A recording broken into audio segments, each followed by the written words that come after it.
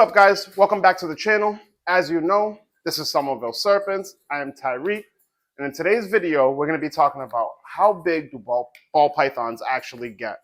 So with that being said, we're just going to jump straight into it.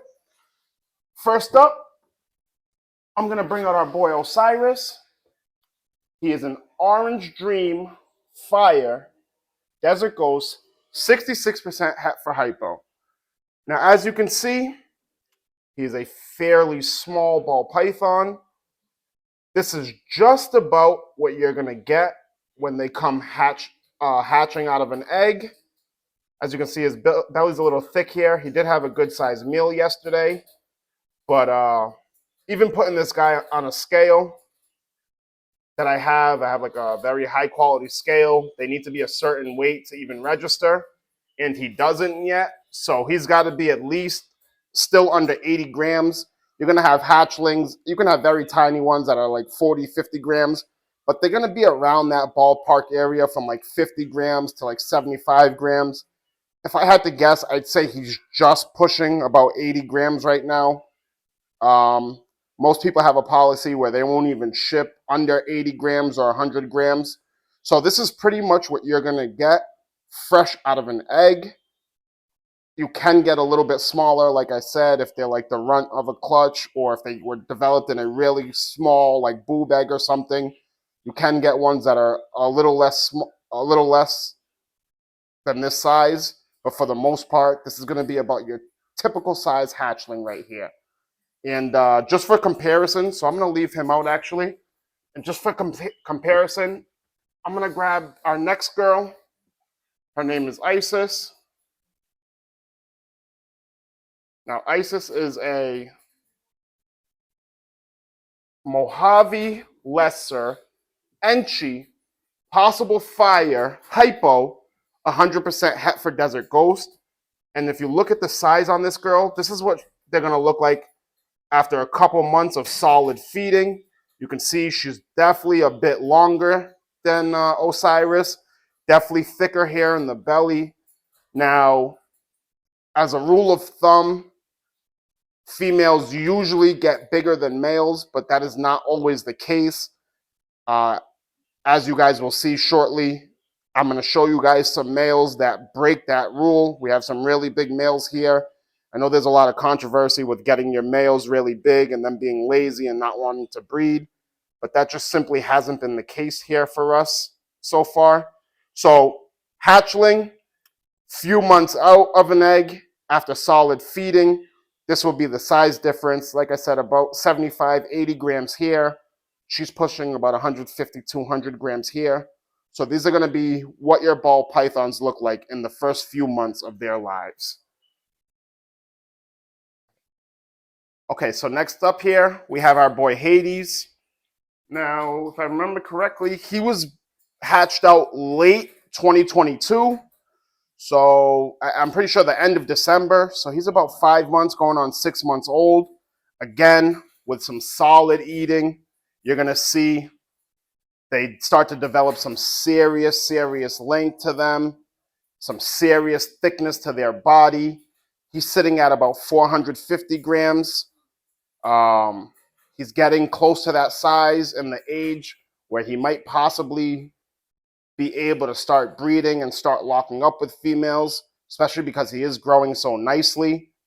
This is a beautiful boy. He's obviously a clown. He's a visual clown male. 66% double het for hypo and Desert Ghost. So I can't wait to get this boy going, have him start breeding, and see what we can get out of these projects. And then again, for comparison, so this is about 5, 6 months old, feeding them once a week, a good-sized meal. As you can see, he ate on Thursday. You can see the little lump in his belly. Just got him over, he might be actually a little bigger than that, about 500 grams. Just got him over to smalls. We're giving him really small smalls, almost about the same thing as a weaned, maybe a little bit bigger. And then again, for comparison, we have our girl here. Oh, hi, mama. She is not a happy camper. But this is our girl, Calypso. She is a pastel Enchi G-Nex het pied female. If I can get her to stretch out, she likes to strike, so just be careful. Well, I'm telling my son to be careful, not you guys, obviously. Through the camera, she can't get you guys. But she's actually a 2021. She was a slow starter. They had some issues with feeding her frozen thawed. Didn't have a constant supply alive. But she's sitting at about 700 grams. Like I said, he's about 500. You can see the difference in the body. You can see she's ready to strike.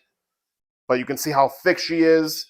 I wish I could get her to, let me see, let me pick her up. See if I can get her to stretch out a bit. Now you can see they're pretty much about the same exact length. If I can get her to run a little bit.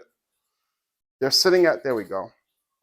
Even still, she's a bit longer than him, almost about the same length, but a lot thicker. She has about a year of age on him. So she was a slow starter. Can't wait. She will not be ready for this season, but I can't wait for next season. She should be ready to go. And yeah, we're going to put the G-Nex into our pied project, possibly into our hypopied project. So that's what you're going to be looking at about 6 to 7 months. And then within the first year, for sure, especially for the females, they should be hitting around that 600-700 gram mark like this girl. Your males, depending on how steady they're feeding. And like I said, she's already almost 2 years old. So in reality, if she had a steady supply of food from the previous owner, the people that I got her from, she would honestly probably be up to breeding size. She's never refused a meal here. She's eaten live. She's eaten frozen thawed. This girl is absolutely slamming food. But yeah, so that's that. We're to expect about around a year point, and then a 6-7 month point, depending on obviously the female or the male, how they're eating and how consistently you're feeding them. I don't ever suggest power feeding your ball pythons. I know everybody wants to get them up to a certain size so they can breed, but that could really set you back. Even if they have the weight, if they don't have the maturity, you could have a clutch that is completely slugged out, or it could cause some damage to your female, whether she's just not big enough or strong enough to push all those eggs out of her. And one ends up getting trapped inside of her. Then you have to deal with a whole nother array of issues, bring her to a vet and all that other stuff. So as much as you can help it, try not to force feed them. Let them just grow out naturally. Wait till they get to around that 1,500 gram mark. That's not a precise number. We've had some females around 1,300 grams and stuff that we started pairing up. Ended up over the 1,600 gram mark by the time they laid, but they also had the age on them. They were over 2 years old. They were getting close to that size, so we started pairing up. But do your best to try to wait till around that age and weight mark. And then, all right, we're actually going to swing over. So if you give me 1 sec, we're going to jump to the other rack. Okay, so next up, we're going to take a look at our boy Kane here. Now, speaking of sizes at a year old, this boy was born mid-2022, so he's just pushing about a year. As you can see, he's sitting at like 700-800 grams. So he's actually the perfect size now for breeding. I'm going to see if I can, he always gives me trouble popping him, but I did actually probe him the other day, and I was actually able to pop him for like the first time really since I've gotten him, and I can do it. I don't know if you guys can, no, it's not happening right now. So anyways, he is a male. Sorry, I was going to try to show you, but he is producing sperm plugs. So just a pied male. I had some people tell me that they thought he kind of looked Enchi pied, which I'm not really sold on. I know Enchi usually has some brighter coloring and stuff. Who knows? Maybe I'm wrong. Maybe we'll breed him and see. He is sitting with us right now as a backup male.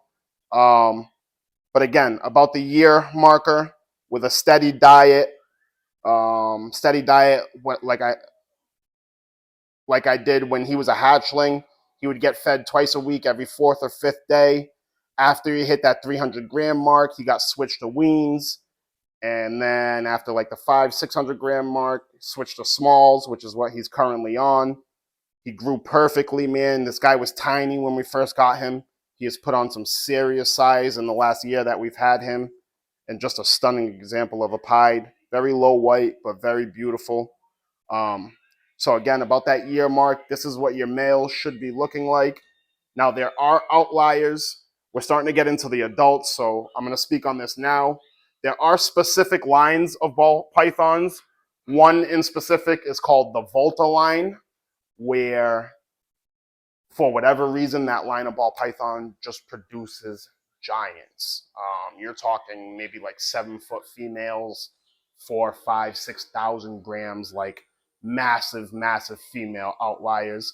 But it is usually specific to that line of ball python. So the whole rule that, males are always smaller than females. Matter of fact, now that I'm talking, why don't we just do this? So at first glance, most people would think that this is a female. This is about a 1,350, 1,400 gram male. It's our boy Thor. He's a coral glow G-stripe. He actually, potentially, if it's not a Partho clutch, fathered our first clutch ever here at Somerville Serpents. But this is an example of an outlier male. You have some males that just potentially get huge. As you can see, it's pretty lengthy. I got to say, he's at least 3.5, 4 feet long. If I was to put him down my leg for comparison and stretch him out, because he's touching the floor and he's all curled up and still more than half of my leg. So he's got to be at least 4 feet long. Just a beast of a male. He's an absolute stud. Doesn't matter what you put him in with. He will lock to whatever. He locks every single time. He ate throughout the whole breeding. I think he skipped like 1 week once. Ate throughout the whole breeding season pretty much. Absolute stud of a male. But this is what I mean when I'm saying that some males can be outliers just because they hit that 1,500 gram mark.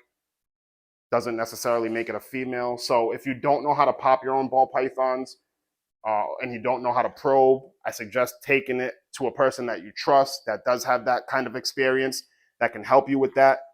Just because you don't want to run into an issue where you're putting something that you thought was a female in with something that you think or is a male, and then they end up fighting. Also, it sucks to put in all that time growing a female, trying to get her up to breeder weight or breeder size, and then it turning out to be a male. I was actually watching a video yesterday on YouTube with Olympus Reptiles, and Caleb was talking about what was the girl he had? I believe it was a leopard. He bought it as a female. It was supposed to be a leopard female.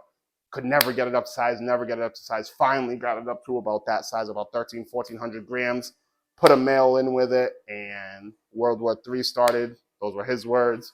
Ended up being a male. So you don't want to dedicate all these years and everything into growing something out, and then it potentially being a male, you know what I'm saying? So if you don't know how to pop, you don't know how to probe, try to get in touch with someone that you trust that does so they can help you out. Next up, we're going to take it down. This girl's about the same size as Thor.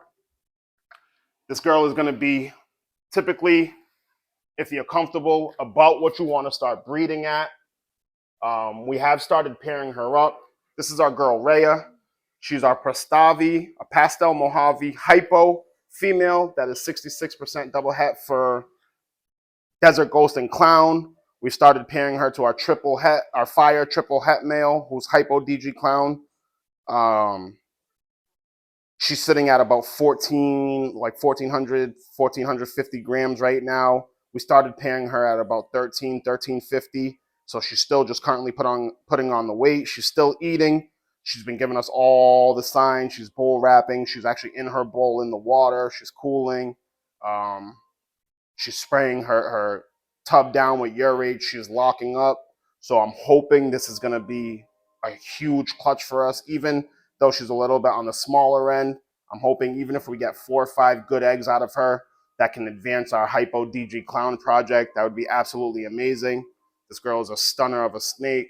So I just wanted to give you guys an example as a size reference of where it's safe to start pairing your ball pythons up. Also, the reason why we started her at that age is, I believe she's about 4 years old. She's a 2009. Yeah, she's a 2019. And then the same issue, the person that I got her from, she was only eating live for him. Uh, he didn't like feeding live, nor did he have a constant supply of them.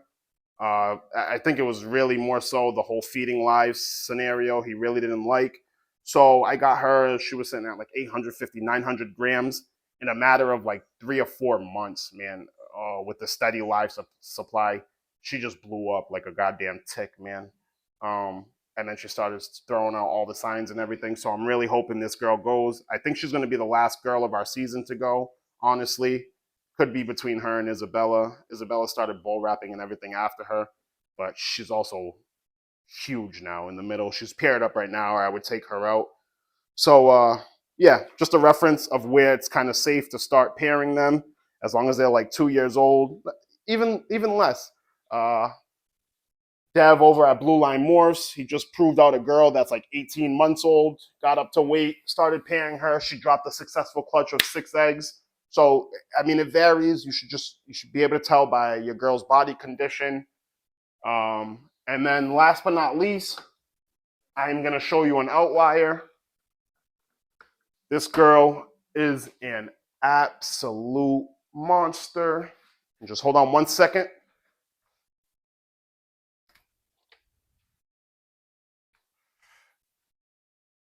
Okay, so, all right, so again, just to show you guys, this girl is definitely an outlier. Now, she did give us our first clutch ever. This is our girl, Athena. She is a pinstripe, G-stripe female. She is an absolute beast. I don't have any other females in the collection that are her size. Like I said, she laid earlier this month, maybe about 3 weeks ago, on May 5th, Cinco de Mayo.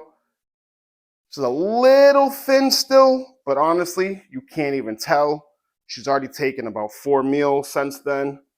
That's only because I had one extra rat one day. Someone didn't eat, and I just tried to give it to her. And of course, she slammed it. So again, for size reference, if I take this girl and I grab her up on the neck, look at her tail's not even stretched out all the way down to my foot.